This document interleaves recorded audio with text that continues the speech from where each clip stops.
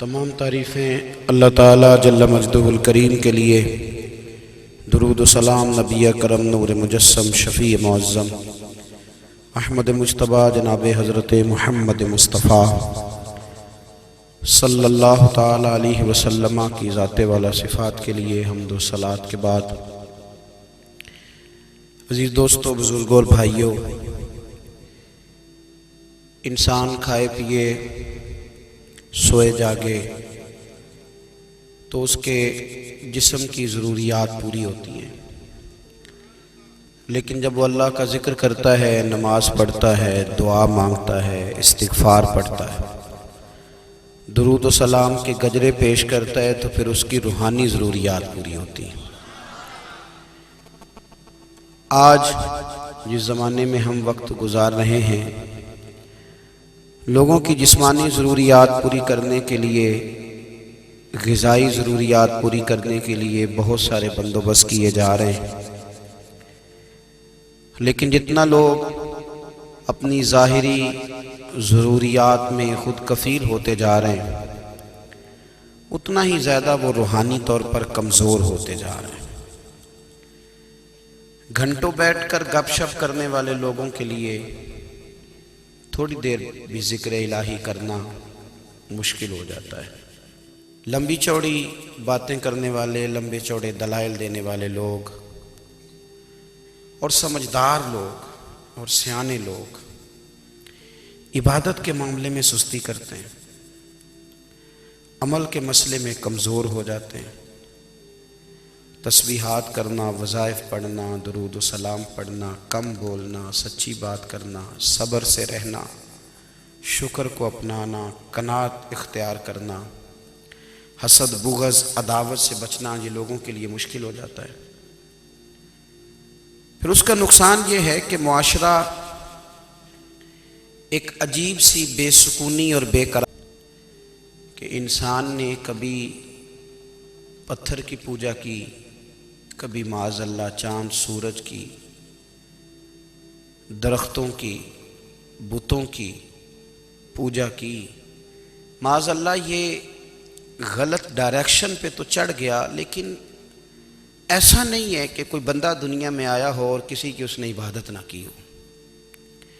اس لیے کہ اللہ تبارک و تعالیٰ نے جس طرح ہمارے جسم میں کھانے کی طلب رکھی ہے، پینے کی طلب رکھی ہے، سونے کی طلب رکھی ہے، اسی طرح اللہ تعالیٰ نے عبادت کے لیے طلب رکھی ہے جسم میں۔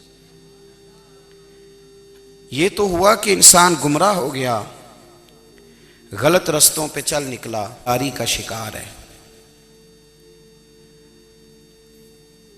جیب میں بہت زیادہ پیسے رکھنے والا، خوش شکل نظر آنے والا، پیٹ بھر کے روٹی کھانے والا شخص بھی ڈھونڈتا پھرتا ہے کہ آخر میں پریشان ہوں کیوں۔ آپ انسانیت کی تاریخ پڑھیں گے تو آپ کو معلوم ہوگا اس نے جھوٹے معبودوں کی طرف معاذ اللہ توجہ کر لی، لیکن وہ کسی نہ کسی کے سامنے جھکتا رہا، کیونکہ اس کے وجود میں طلب تھی، شوق تھا اسے کہ وہ عبادت کرے۔ اللہ تبارک و تعالیٰ جب مسلمان کو توفیق دے اور اللہ کی بارگاہ کی جانب وہ رجوع کرے، تو پھر اس کا رویہ یہ ہونا چاہیے کہ اس کی توجہ ہو اللہ کی جانب۔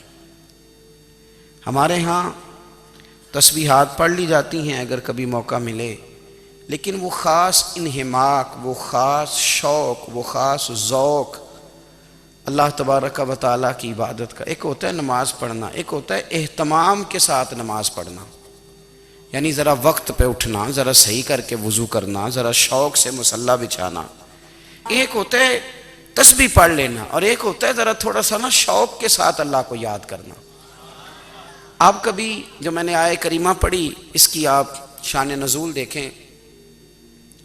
نبی کریم صلی اللہ تعالیٰ علیہ وسلم کے کچھ صحابہ اللہ کی محبت کے شوق میں حضور کی بارگاہ میں حاضر ہوئے، اور انہوں نے آ کے عرض پتہ کیا کیا؟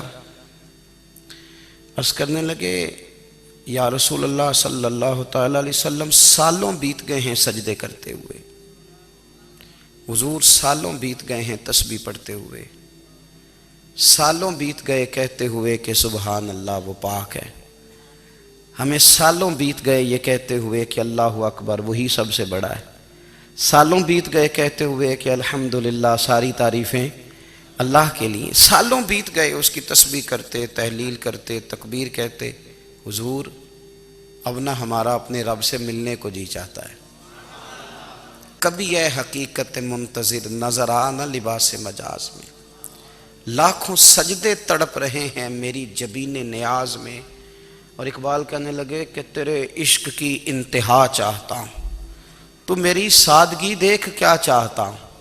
میرا ذرا سا تو دل ہے مگر شوق اتنا، میں وہی لن ترانی سنا چاہتا ہوں.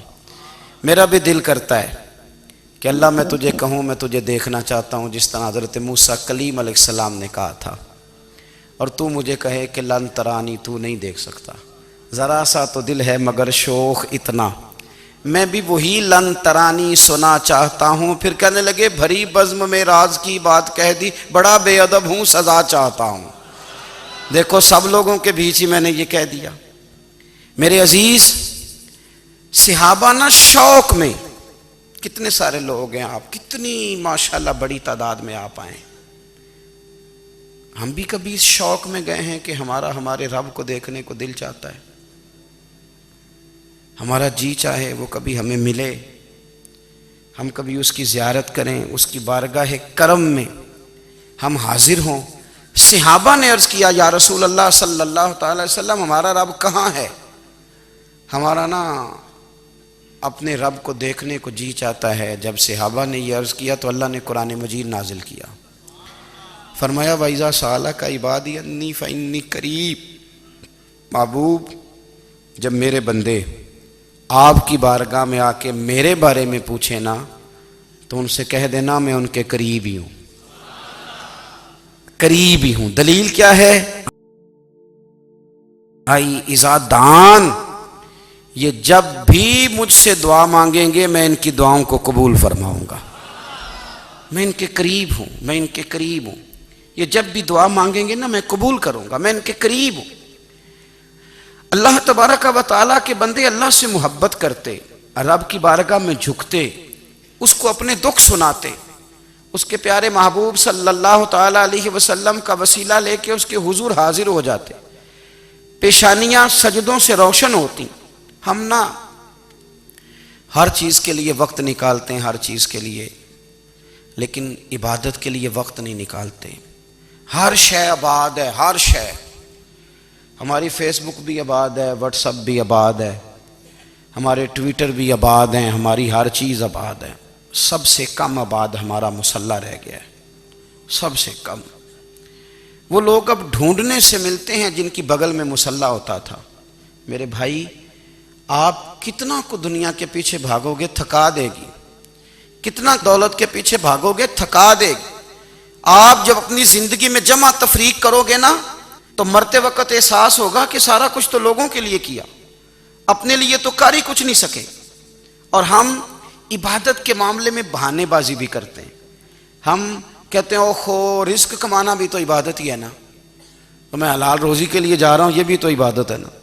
میری طرح کے لوگ کہہ دیتے ہیں کہ میں سویرے اٹھ کے مدرسے میں کچھ اسباق دیکھتا ہوں تو یہ بھی تو عبادت ہے. میں بیان کرنے کے لیے مطالعہ کرتا ہوں تو یہ بھی تو عبادت ہے نا. اتنے لمبے سفر کر کے ملک میں دنیا میں گھومتا ہوں تو یہ بھی تو میں عبادت ہی کر رہا ہوں. اب اسپیشل نفلوں کے لیے وقت کس طرح نکلے، اسپیشل کر کے تسبیح میں کیسے چلاؤں، میں سارا کچھ ہم بہانے بنا لیتے ہیں نا. میرا سوال یہ ہے کہ یہ ساری باتیں صحابہ کو، نبی کریم کو، دیگر لوگوں کو بھی تو پتہ تھی نا. لیکن آپ غور تو کریں، 23 سال حضور کو وقت ملا، مختصر وقت ظاہراً تبلیغ کرنے کے لیے. پوری دنیا میں دین بھی پھیلانا ہے. گھر میں 11 ازواج ہیں، 4 بیٹیاں ہیں، ان کی اولادیں، سارے کام کاج بھی دیکھنے. لیکن سیدہ طیبہ طاہرہ حضرت عائشہ صدیقہ رضی اللہ تعالیٰ عنہ فرماتی ہیں سارا دن تبلیغ کرتے، ہر غلام کے دکھ سنتے، گھر میں آتے تو اپنے گھر والوں کا خیال کرتے، کام میں ہمارا ہاتھ بٹاتے. قربان جاؤں، کہتی ہیں زمانہ سارا سو جاتا لیکن آمنہ کے لال مصلی بچھا لیتے. دنیا سو گئی، ساری سب سو گئے جو خدام تھے، وہ جو غلام تھے، وہ سو گئے۔ صحیح مسلم میں لفظ ملیں گے، سیدہ پاک فرماتی ہیں او میرے نبی کے غلاموں، میں نے یہ رنگ بھی دیکھا ہے کہ حضور نے اتنا کھڑے رہے، اتنا قیام کیا، اتنا قیام کیا کہ مقدس پیروں میں ورم آ گئے، سوج گئے پیر اتنے بڑے۔ دل پہ ہاتھ رکھ کے نہیں بتا سکتا کہ میرے کبھی نماز میں پیر سوج گئے ہوں، کوئی نہیں بتا سکتا۔ بچوں کی روٹی کماتے تھک گئے بات الگ ہے، ہم سیر کرنے گئے تو تھک گئے بات الگ ہے، لیکن عبادت میں یہ بھی تو مسلم شریف ہے نا، یہ بھی تو دین ہے نا، یہ بھی تو حضور کی سنت ہے، یہ بھی تو وہ چیز ہے جو کریم کی آنکھوں کی ٹھنڈک ہے۔ سیدہ فرماتی ہیں پیروں میں ورم آ گئے، اور ساری رات ہی حضور نے نماز پڑھی اور ایک ہی آیت بار بار دہرائی۔ مسجد نبوی میں بلال حبشی نے فجر کی اذان دے دی اور حضور ابھی مصلی پہ تھے، کریم فارغ ہوئے۔ میں نے عرض کی یا رسول اللہ صلی اللہ علیہ وسلم، آپ کے تو صدقے اللہ اگلے پچھلوں کے گناہ معاف کرے گا، تو آپ اتنی آہوزاری کیوں فرماتے ہیں؟ آپ تو شفیع ہیں، آپ تو انبیاء کے امام ہیں۔ تو حضور نے فرمایا عائشہ تم نے گنوایا ہے نا میرے اللہ کی مجھ پر کتنی رحمت ہے، افلا اکون عبدا شکورا، فرمایا اگر اس نے اتنی نعمتیں دی ہیں تو کیا میں اس کا شکر گزار بندہ نہ بنوں؟ میں شکر گزار بندہ نہ بنوں اس کا؟ پھر اگر اتنی نعمتیں اس نے دی ہیں، مجھے اتنا نوازا ہے، تو پھر میں اس کے سامنے سجدے نہ کروں؟ او میرے بھائی، بڑے قابل فخر لوگ ہیں ہم کہ ہم نبی پاک کے غلام ہیں، ہم قابل فخر ہیں کہ نبی کریم کے غلام ہیں۔ کیا کبھی اس غلامی کے شکرانے میں بھی 2 نفل پڑھے کہ یا اللہ تیرا شکر ہے تو نے ہمیں حضور کا غلام بنایا ہے؟ یاد رکھیں کہ اپنی روحانی زندگی کو آباد کریں، استغفار پڑھیں، تسبیحات کریں۔ حضرت عبداللہ ابن عمر رضی اللہ تعالیٰ عنہ حضرت عمر کے صاحبزادے، مکہ مکرمہ میں ان کی قبر ہے۔ میں نے جب انہیں پڑھا تو مجھے ان سے بڑا پیار ہو گیا، لیکن آپ کو پتہ ہے وہاں جا کے کسی شخص کا مزار تلاش کرنا یا پوچھنا ایک مشکل کام ہوتا ہے۔ تو ایک دفعہ میں مکہ شریف میں حاضر تھا، تو ایک گاڑی والا ڈرائیور مجھے کہنے لگا کہ مولانا میں آپ کو جانتا ہوں، مجھے آپ سے محبت ہے، ایک بات بتاؤں آپ کو؟ میں نے کہا بتاؤ۔ کہنے لگے حضرت عبداللہ ابن عمر کی قبر دیکھنی ہے۔ میں نے کہا یہ تو نہیں کہہ رہا، یہ کسی نے بندوبست کرایا ہے، یہ اللہ نے تیرے دل میں بات ڈالی ہے، یہ ہو گیا تو لے چل مجھے۔ حضرت عبداللہ ابن عمر کو نبی پاک نے فرمایا تھا راجل صالح، یہ نیک بندہ ہے، یہ متقی آدمی۔ حضرت عبداللہ ابن عمر رضی اللہ تعالیٰ عنہ سیدنا فاروق اعظم رضی اللہ تعالیٰ عنہ کے صاحبزادے ہیں، اور ان کی ہمشیرہ سیدہ حفصہ رضی اللہ تعالیٰ عنہ حضور کی زوجہ محترمہ ہے۔ ایک دن اپنی ہمشیرہ سے کہنے لگے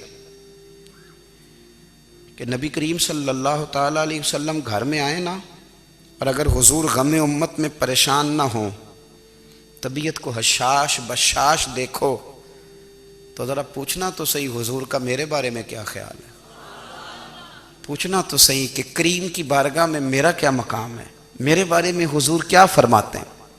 اب بہن کو کام بتائے اور بتائے بھی بھائی، اور پھر بہن وہ کام نہ کرے، یہ تاریخ میں ہوتا نہیں۔ حضرت عمر فاروق رضی اللہ تعالیٰ عنہ کی صاحبزادی ام المومنین رضی اللہ تعالیٰ عنہ فرماتی ہیں کہ میں تو بس منتظر تھی، انہوں نے تو کہا تھا نا کہ اگر تم حشاش بشاش دیکھو تو بات کرنا، لیکن حضور تشریف لائے، میری باری تھی، میرے گھر تشریف لائے، کھانا پیش کیا تو فوراً میں نے عرض کی حضور ایک بات پوچھنی تھی۔ تو حضور نے فرمایا پوچھئے۔ میں نے عرض کی حضور میرے بھائی عبداللہ ابن عمر کے بارے میں آپ کا کیا خیال ہے؟ نوجوانوں میری بات پہ غور کرنا، میرے بھائی کے بارے میں آپ کا کیا خیال ہے؟ تو نبی کریم صلی اللہ تعالیٰ علیہ وآلہ وسلم نے میری طرف دیکھا، اور پھر حضور زیر لب تھوڑا مسکرائے، اور بریلی کے امام کہتے ہیں کہ حضور مسکرا دیتے تھے نا تو جو بڑا دکھی ہوتا تھا وہ بھی ہنس پڑتا تھا۔ اب سوال پیدا ہوتا تھا کہ پھر تو اس مسکراہٹ کے لیے انتظار کرنا پڑتا ہوگا کئی مہینے کہ حضور مسکرائیں تو رونے والے ہنسیں، تو اعلیٰ حضرت فرماتے نہیں، انتظار نہیں کرنا پڑتا، یہ مسکراتے رہنا تو حضور کی عادت ہے۔ جس کی تسکین سے روتے ہوئے ہنس پڑے، اس تبسم کی عادت پہ لاکھوں سلام۔ یعنی یہ تو عادت ہے حضور کی مسکراتے رہنا، اس کے لیے انتظار نہیں کرنا پڑتا۔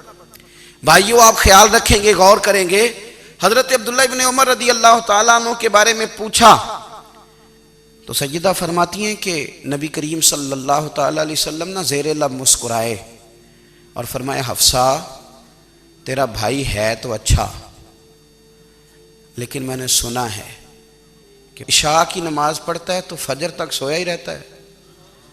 او نوجوانوں، 10 بجے تک سونے کی بات نہیں ہوئی، 9 بجے تک سونے کی بات نہیں ہوئی، 11 بجے اٹھنے کی بات نہیں۔ حضور فرمانے لگے میں نے سنا ہے کہ عشاء کی نماز پڑھ کے سو جاتا ہے اور فجر تک سویا ہی رہتا ہے، اسے چاہیے کہ تہجد کے وقت اٹھا کرے، اللہ کی بارگاہ میں حاضر ہوا کرے، آہوزاری کرے، سجدے کرے، عبادت کرے، اٹھتا ہے اور فجر میں جا کے اٹھتا ہے۔ حضرت جناب حفصہ رضی اللہ تعالیٰ عنہ کہتی ہے میں نے جناب عبداللہ ابن عمر کو پیغام دیا اور میں نے کہا میرے جوان بھائی سن، نبی پاک نے فرمایا ہے تو اچھا پر تہجد میں نہیں اٹھتا، نفل نہیں پڑھتا۔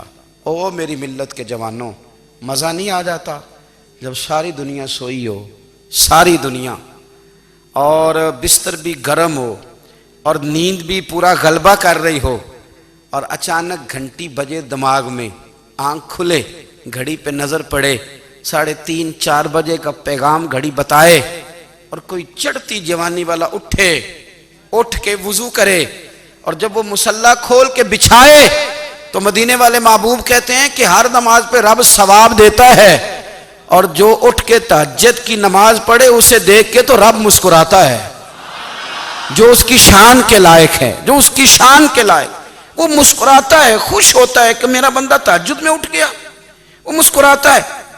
کاش ہماری صبحیں کبھی اپنے مالک کے نام ہو جائیں، کاش کے صبح۔ حضرت ابو الحسن رحمۃ اللہ تعالیٰ علیہ حضرت معاذ ابن جبل رضی اللہ تعالیٰ عنہ کے پاس بیٹھا کرتے تھے، فرماتے ہیں ان سے جو پیار بڑھا تو پھر میرا مصلی سے بھی بڑھ گیا۔ تابعی ہیں، فرماتے ہیں صحابی رسول سے محبت ہوئی تو ذکر سے بھی ہو گئی، پھر درود شریف سے بھی ہو گئی، محبت ان سے بڑھی تو پھر اللہ نے مسجد کا پیار بھی بڑھا دیا۔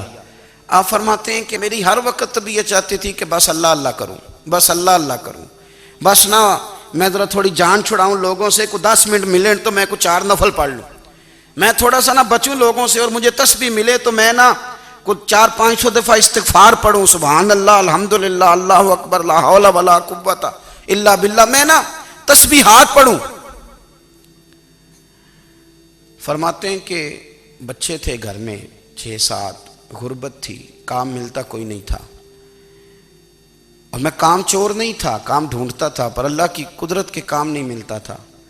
فرماتے ہیں کہ میں نے ایک دن اپنی اہلیہ سے کہا کہ آج میں پھر جاتا ہوں کام ڈھونڈنے، تو میری بیوی بڑی فرما بردار تھی، پر اس دن نہ غربت کے ہاتھوں تنگ آ کے کہنے لگی آج نانا کوئی تو چیز لے کے آیا، تو مجھ سے بچوں کی بھوک نہیں دیکھی جاتی، یہ سب روگاں دا روگ محمد جس دا نام غریبی، کنڈ بلا کے لنگ جاندے نہیں دوست یار قریبی، آج نہ کچھ لے کے آیا تو میں بچے لے کے میکے چلی جاؤں گی۔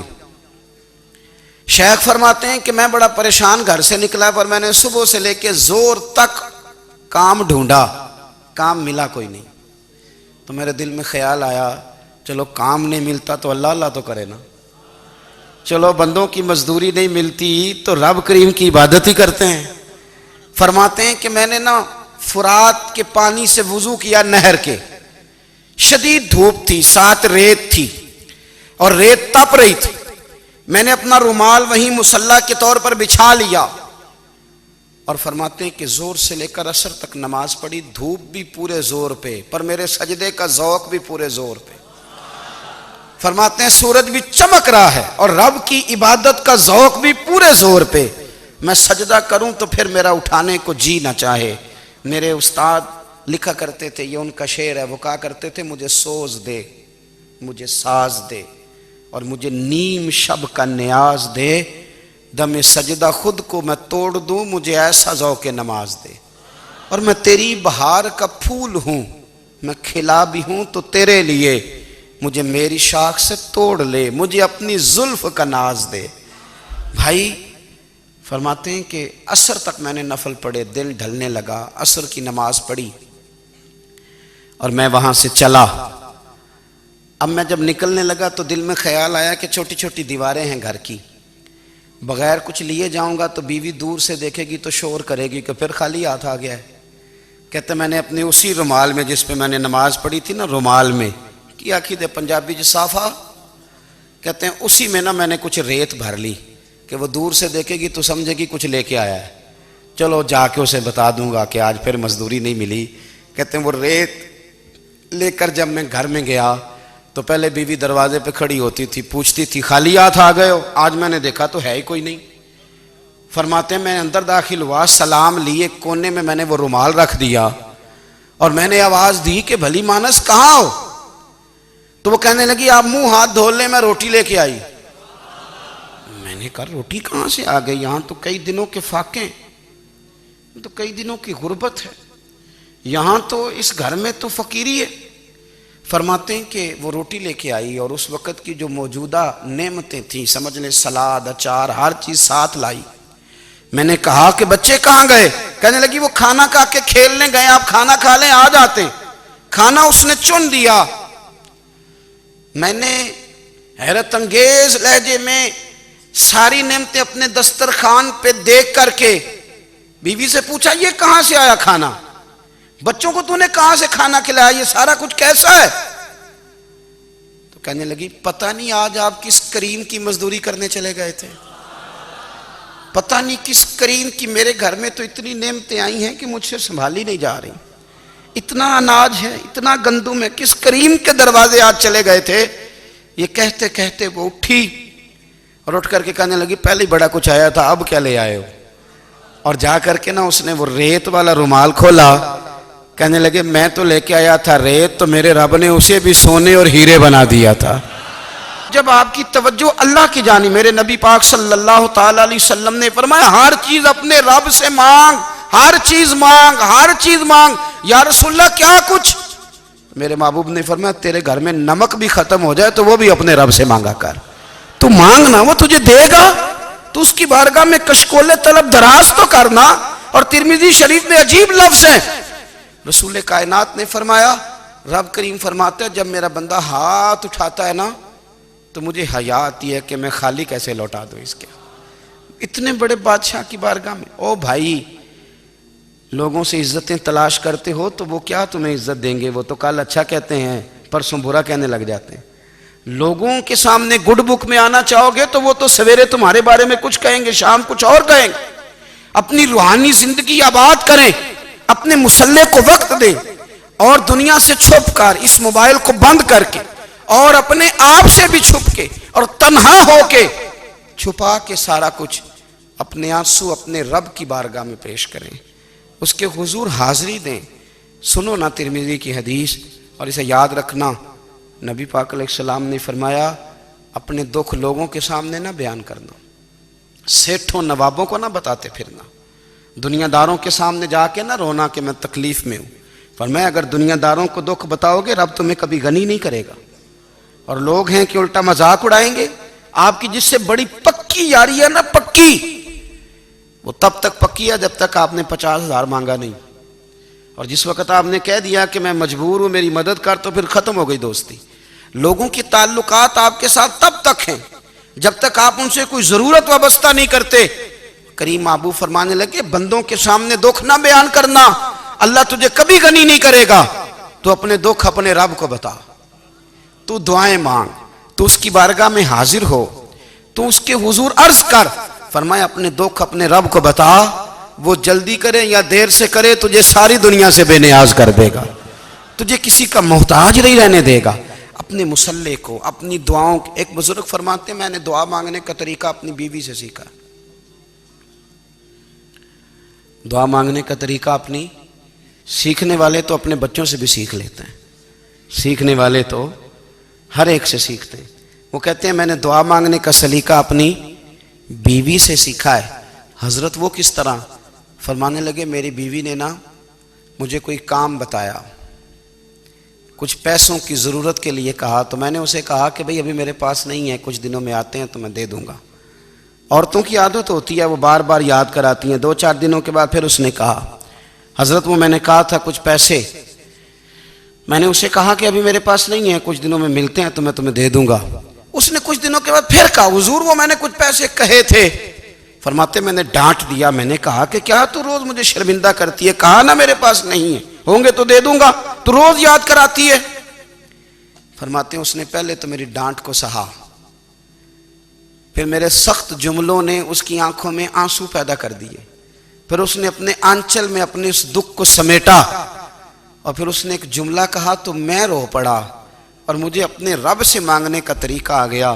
مجھے کہنے لگی حضرت جی آپ نے ڈانٹ دیا، میں نے سہ لیا، پر آپ ہی میرے شوہر ہیں، بتائیں نا آپ سے نہ کہوں تو میں کس سے جا کے کہوں۔ فرماتے ہیں میں رو پڑا، اور میں کھل کے رویا، اور میں تڑپ کے رویا، اور پھر میری سسکیاں بند گئیں۔ تو مجھے کہنے لگی آپ کو کیا ہوا؟ میں نے کہا مجھے بھی دعا مانگنی آ گئی ہے، جب میں اسے کہوں گا نا اللہ تو ہی میرا رب ہے، میں تجھ سے نہ کہوں تو میں کس سے جا کے کہوں؟ میں کیوں کسی بندے سے سوال کروں؟ میں کیوں کسی دنیا دار سے کہوں؟ میں تیرے بندوں کا، نیک بندوں کا وسیلہ لے کے، تیرے محبوب کی غلامی لے کے تیری بارگاہ میں آیا، تجھ سے نہ مانگوں تو کس سے مانگوں؟ سمجھ آ گئی ہے جب میں اس رنگ میں مانگوں گا تو پھر رب میرے اوپر بڑا ہی فضل فرمائے گا، وہ میرے اوپر بڑی رحمت کرے گا، وہ میرے لیے آسانیاں کرے۔ عزیز دوستو، ہم اس طرح کرنے لگ گئے ہیں کہ ہم نے نا اپنے تعلقات پر اعتماد کرنا شروع کر دیا ہے۔ میرے تعلقات بہت ہیں، ہم نے اپنی دولت پر اعتماد کرنا شروع کر دیا ہے، میرے پاس دولت بہت ہے، ہم نے اپنے علم پر، اپنی شہرت پر اعتماد کرنا شروع کر دیا ہے کہ میرے پاس فلاں چیز بہت ہے۔ یاد رکھنا جب بے نیاز اپنی صفت بے نیازی دکھاتا ہے تو بڑی بڑی دولتوں والے مجبور نظر آتے ہیں۔ بھائیو جب انسان کا رشتہ اپنے مالک کے ساتھ ہوتا ہے پھر تو غم بھی کچھ نہیں کہتے، پریشانیاں بھی کچھ نہیں کہتی، پھر تو زندگی صبر والی، پھر تو زندگی توکل والی، پھر تو زندگی بھروسے والی، پھر انسان اپنے آپ کو رسوا نہیں کرتا، دنیا داروں سے امیدیں اس کی ختم ہو جاتی، امیدیں اللہ رسول سے لگا لیتا ہے، مضبوط ہو جاتا ہے، مضبوط، طاقتور ہو جاتا ہے، خوددار ہو جاتا ہے، باوقار باعزت ہو جاتا ہے۔ حضرت بہلول دانا رحمت اللہ علیہ بیٹھے تھے تو ہارون رشید حج کر کے آ رہا تھا، تو رستے میں حضرت شیخ سے ملاقات ہو گئی تو السلام علیکم کے بعد کہنے لگا حضور کوئی حکم ہو تو بتائیے گا۔ تو حضرت بہلول دانا فرمانے لگے تیرا رب کون ہے؟ اس نے کہا اللہ۔ تو فرمایا میرا کون ہے؟ کہا اللہ۔ فرمانے لگے تو بڑا ہی بیوقوف ہے، کیا تو یہ سمجھتا ہے کہ رب ہارون رشید کو تو دے گا اور بہلول دانا کو بھول جائے گا؟ تیرا بھی وہی رب ہے، میرا بھی وہی رب ہے، اس نے اگر تجھے دے کے آزمایا ہے تو ہو سکتا ہے مجھے نہ دے کے آزما رہا ہو، جب اس کی حکمت کے تقاضے ہوں گے تو عطا کرے گا اور دے گا، تو جا اپنا کام کر۔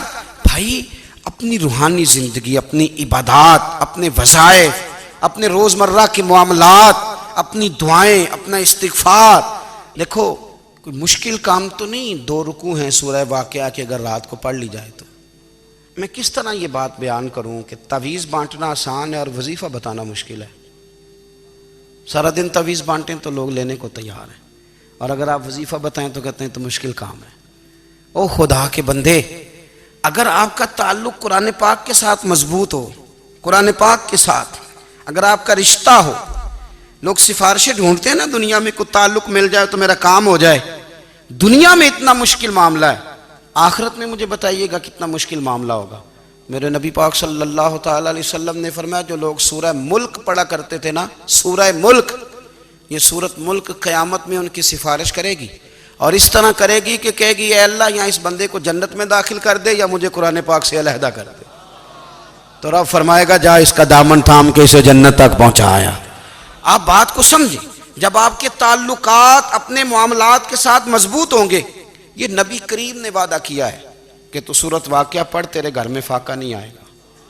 حضرت عبداللہ ابن مسعود رضی اللہ تعالیٰ عنہ بیمار تھے تو حضرت عثمان غنی رضی اللہ تعالیٰ عنہ تیمارداری کے لیے تشریف لے گئے اور جا کر کے کہا کہ آپ بڑے بیمار ہیں، آپ کی بیٹیاں زیادہ ہیں، میں چاہتا ہوں کہ خزانے میں سے کچھ مدد کروں۔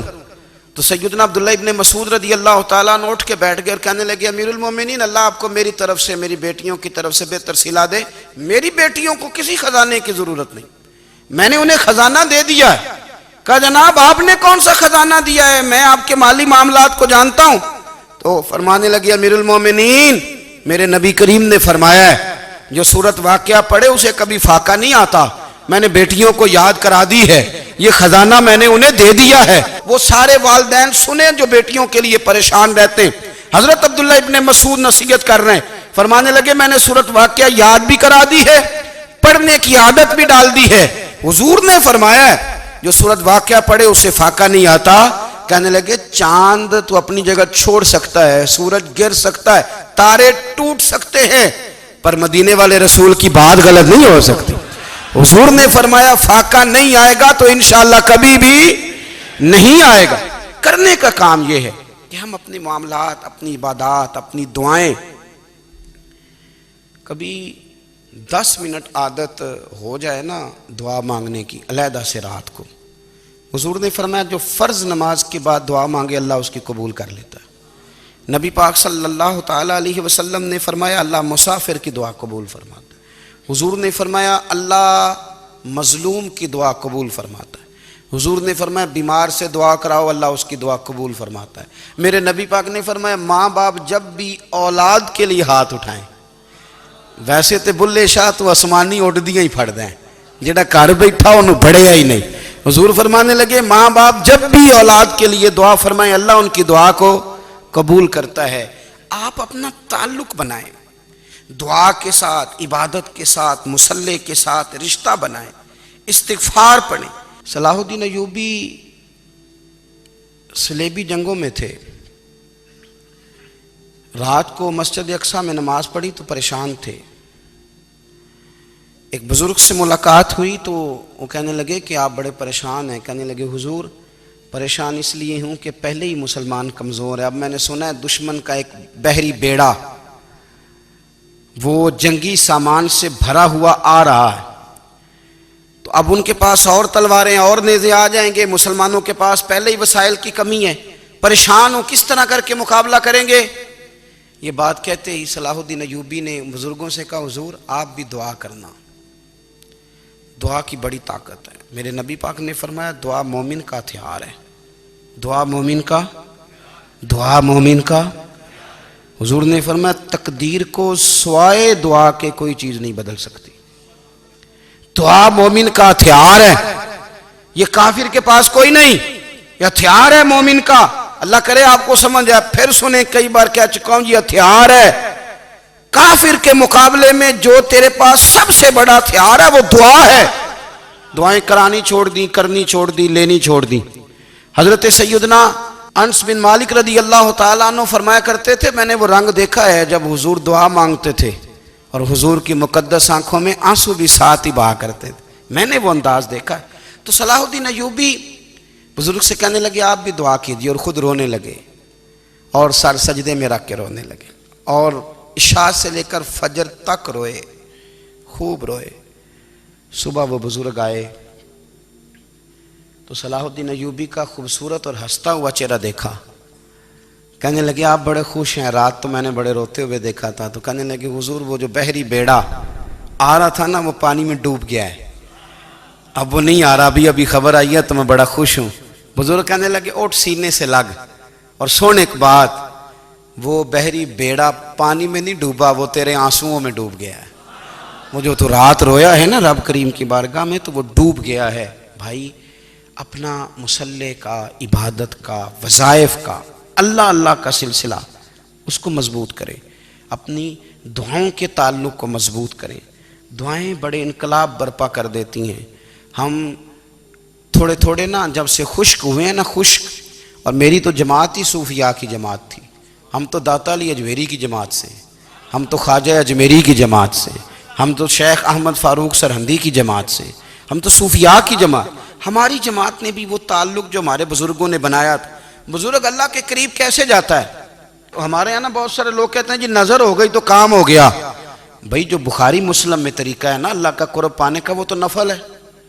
نبی کریم علیہ السلام نے فرمایا بندہ نفلوں کے ذریعے رب کے قریب جاتا ہے، اور اتنا قریب جاتا ہے کہ پھر اللہ اس کی زبان بن جاتا ہے، اللہ اس کی آنکھیں بن جاتا ہے، کان بن جاتا ہے، ہاتھ اور پیر بن جاتا ہے۔ تو یہ تو عبادت ہے، یہ تو اللہ کی بارگاہ کی حاضری ہے جو آپ کو اللہ کے قریب کرے گی۔ تو اپنے نماز کو اہمیت دے کے ادا کریں، نمازیں موبائل بند کر کے ادا کریں. لیکن نا کچھ لوگ کہتے ہیں مجھے ٹائم نہیں ملتا نماز کا، تو میں کہتا ہوں یہ آپ نے بڑی جرت کی بات کی ہے. مجھے کو میرا پیر بھائی کہا جائے نا میرے پاس ٹائم نہیں آپ کو ملنے کا، تو میں کہتا ہوں آج کے بعد آنا ہی نہ.